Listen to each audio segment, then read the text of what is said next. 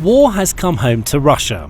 The conflict is no longer reserved for the battlefields of Ukraine, as increasing numbers of drones and missiles are seen lighting up the skies above Moscow, St. Petersburg, and other cities and regions across the vast Russian territory. Places that once seemed safe feel more dangerous with every passing hour, as fires and explosions become everyday occurrences, and the Kremlin finally pays the price for its ruthless aggression. The Russian President Vladimir Putin can no longer hide the truth, but that hasn't stopped him trying. Even now, when millions of Russians are finally seeing the full fire and fury of the war with their own two eyes, Kremlin officials are still relying on their classic tactics of lies, cover-ups and propaganda in a desperate attempt to control the situation. Officials in many regions have been ordered, for instance, to clamp down on people who dare to take photographs or videos of Ukrainian drone attacks and share them online. This has led to numerous instances of arrests and prosecutions of individuals. Russian police recently released a video of one of those individuals, an unnamed 19-year-old woman from the city of Krasnodar. She was one of many witnesses to a recent Ukrainian drone strike on a warehouse belonging to the online retailer Wildberries, often referred to as the Russian Amazon, accounting for over half of the country's online sales. Seeing the smoke from the warehouse filling the skies overhead, she turned on her camera and filmed the scene, but has since been forced to issue a public apology. "I admit my guilt and promise this won't happen again," the woman stated, in a clip that's been widely circulated on Russian social media as the authorities attempt to intimidate the general population. The woman may also face a fine if she's found guilty of violating the rules regarding filming and publishing footage of drone attacks. And she's certainly not the only one. Many more Russians are being arrested and now face charges of treason for simply taking photographs of their hometowns being attacked. This isn't new. The Kremlin has been trying to restrict the flow of information about the war for several years already. Back in 2023, for example, when Kyiv's forces began to carry out strikes against Russian targets in the occupied region of Crimea, the authorities warned local residents not to post anything online about the attacks. They argued that this was because the Ukrainian forces could use such information, including photos and videos, to validate the effectiveness of their attacks or plan additional strikes. With Oleg Krychkov, an advisor to the Russian head of the Crimean government, writing online, "Your amusement helps the enemy pinpoint its strikes." There may be some truth to that, and Ukraine has also issued warnings and urged people not to share images and videos of towns and settlements targeted by Russia. However, as the war has progressed, Russian authorities have become increasingly extreme and aggressive in their efforts to stop people spreading images of refineries on fire or logistics facilities being blown up by Ukrainian UAVs. Many people have been detained and fined. In August 2025, for example, 3 young Russians were arrested in the seaside city of Sochi after filming a TikTok of themselves standing in front of a burning oil depot. One of the trio was given a 30,000 ruble, over $300 fine. And as Ukraine's attacks become more frequent and impactful, Russia's regulations are only becoming stricter and more widespread. Restrictions on filming strikes have now been introduced in and around 2/3 of the country's regions, according to data from the Russian human rights group Department 1. In May 2026, when Ukraine intensified its deep strike campaign and carried out several successful attacks in the Moscow region, the Russian capital region also banned the publication of any photos or videos showing the aftermath of what authorities labeled terrorist attacks. Officials and law enforcement agencies are even going as far as threatening members of the public with up to 20-year prison sentences for sharing videos of air defense systems. And one particularly pro-Kremlin TV personality, Vladimir Solovyov, stated on his show that everyone who sends such footage needs to be thrown in prison. What's more, Russia is ready to crank things up even further. Reports suggest that the Federal Security Service, FSB, has initiated the first steps of a scheme to completely block access to Telegram, one of the most popular social media and instant messaging services in all of Russia. The Russian intelligence service has charged the platform's founder, Pavel Durov, with facilitating terrorism, arguing that Telegram is simply not done enough to remove channels that Ukraine uses to coordinate its attacks. For many, it's clear to see the truth. This isn't being done purely for military reasons. It's not just about preventing Ukraine from accessing information that could be useful for planning additional attacks. It's about suppression of the truth. It's about covering up the harsh reality of the situation Russia finds itself in today. It's about Putin and his Kremlin cronies doing everything in their power to save face and prevent the Russian public from realizing just how bad things have gotten. Because things are worse than ever. Putin's problems have mounted up like never before. As Russia's casualty rate soars, its frontline forces struggle to capture even a single square foot of land, and its home regions continue to be blown apart by Ukrainian weapons. The Russian president's prestige, legacy, and carefully constructed image of strength are being eroded, and rather than accepting and owning his mistakes, he continues to rely on his long-running playbook of deceitful tricks, pulling the wool over the people's eyes and hoping they won't notice what's going on. As former Putin speechwriter Abbas Galyamov explains, "To a mass audience, visuals matter much more than words. If there are no images of burning targets, it'll be much easier to maintain the illusion that everything is going according to plan, and that's Putin's main message." The president is also relying on another familiar strategy to keep the public on side: propaganda. At a recent meeting with Navy personnel to celebrate Russia's Navy Day, for example, Putin yet again sought to justify his invasion of Ukraine and paint Russia as a victim of aggression from NATO, the West in general, and what he repeatedly refers to as Nazi forces in Ukraine itself. As I've said many times, and I would like to make this point once again, we did not start any wars. All we did was respond to the military action, and the war unleashed by the Kyiv regime with Western support against what was then Ukraine's southeast, a region which has always sought to forge closer ties with Russia. He went on to suggest that the Russian public needs to be imbued with an even deeper understanding of what the war means and why they shouldn't only support it, but actively participate in it. I keep thinking that we also need to imbue the mindset of our society, our people, with the importance of the cause you're serving. You're serving your motherland. What can be more important than that? It's clear what Putin wants. He wants the public to direct their anger, fear and frustration against NATO and the West rather than against him. He wants them to feel unified against a common enemy, to blame the decline in their own living standards and the losses of their loved ones on Kyiv, not on Moscow.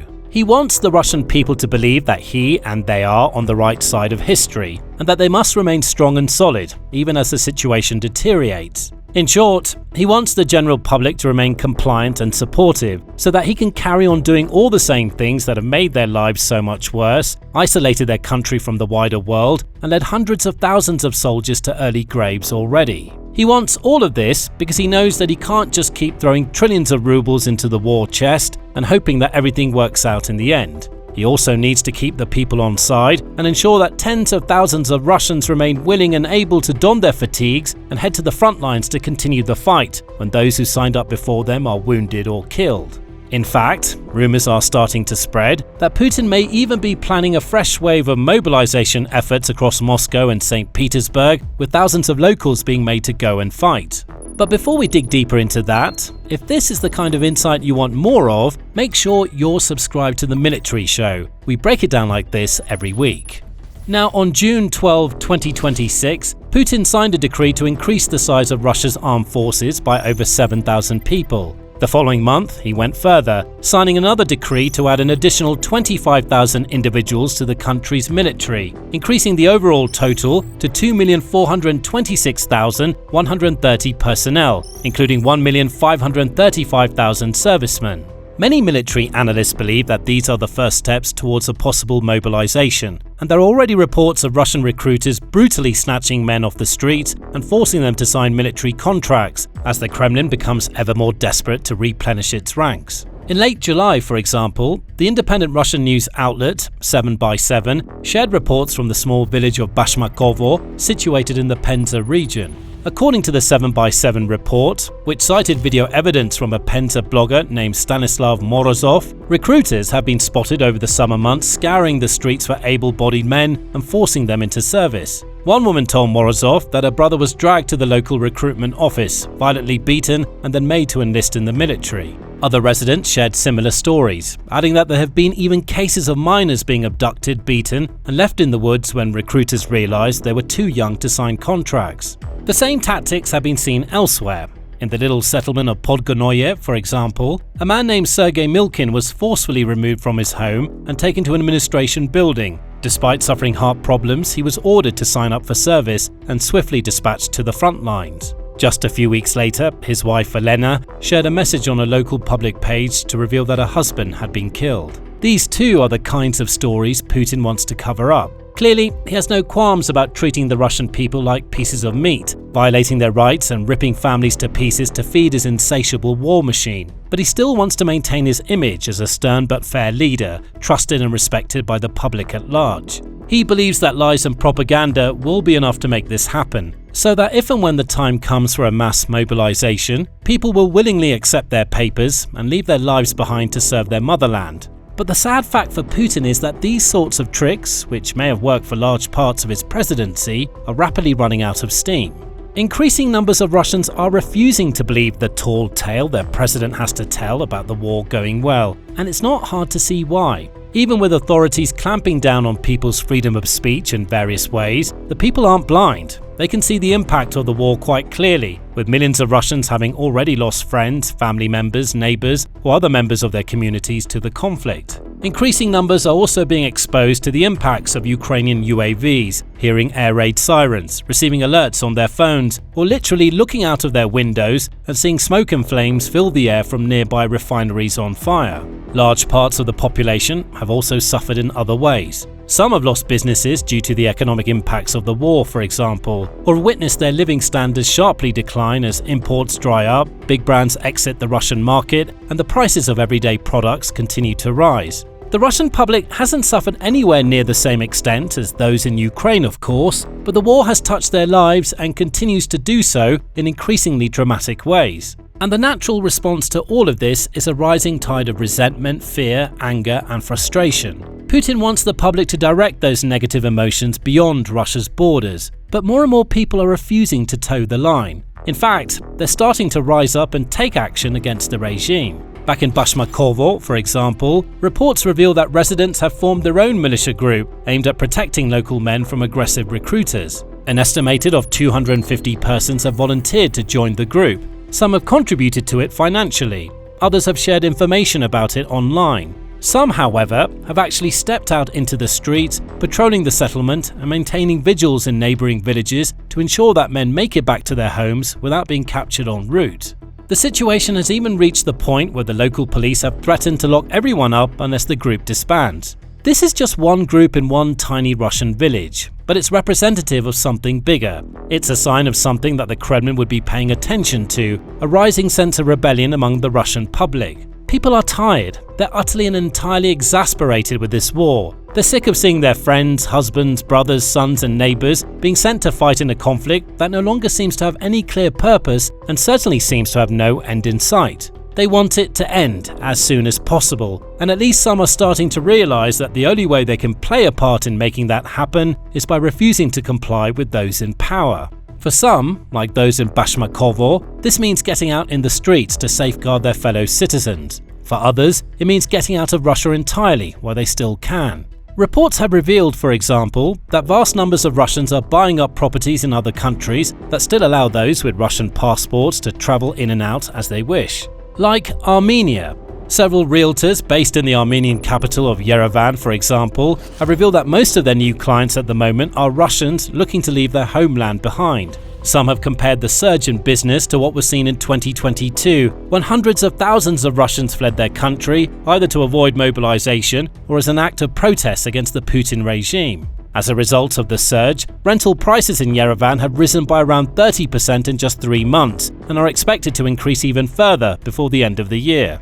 Data from the Russian search engine, Yandex, reveals that phrases like apartments in Yerevan started to appear much more frequently in user searches from spring 2026 onward. During 1 week in July, for example, queries for this term rose to 5,200. That's more than 5,000 searches that were recorded between February 28 and March 6 of 2022, the first week of the Russian invasion of Ukraine. Telegram channels dedicated to Russians looking for housing in Yerevan have also seen a rapid rise in activity, with new posts appearing daily from those who have either just crossed the border or are planning to emigrate in the months to come and want advice from those in similar situations. Many of these people likely decided to take action in July, when Ukrainian President Volodymyr Zelensky warned that Putin was planning to send up to 500,000 more Russians to war. Putin is not ready to stop this war. Our intelligence reports that he's preparing for mobilization. He wants to strengthen mobilization not openly because he's afraid of his society, but he will do it at the beginning of October. Russia is set to host State Duma elections in September, with many believing that mobilization may come soon after, and with the Kremlin's casualty rate continuing to climb, it's easy to see why Moscow is so eager to get more bodies at the front lines. But the response of the public tells its own story. The fact that so many Russians are now either fleeing the country en masse or actively fighting with recruiters shows that large parts of the nation are no longer willing to bow down and play along with the Kremlin's games. So, if and when Putin does decide to move ahead with a mobilization, he's likely to discover it's far harder than he thinks to make people sign their own death warrants. Instead, he may face even more intense acts of rebellion and rising calls to step down, as fewer and fewer people are willing to lay their own lives or the lives of their loved ones on the line to support his reckless campaign of conquest. And that's just one of the many problems mounting up on the Russian president's desk. You can learn more about the impossible challenges that lie ahead for Putin in this video, which explores some of the reasons why he's unlikely to ever agree to a proper peace deal. Alternatively, for insights into the other side, check out this video, which looks at how Ukraine has defied convention to create a one-of-a-kind air force that breaks all the rules, yet is still getting stronger all the time. And finally, don't forget to subscribe to The Military Show for more breaking news and insights you won't want to miss.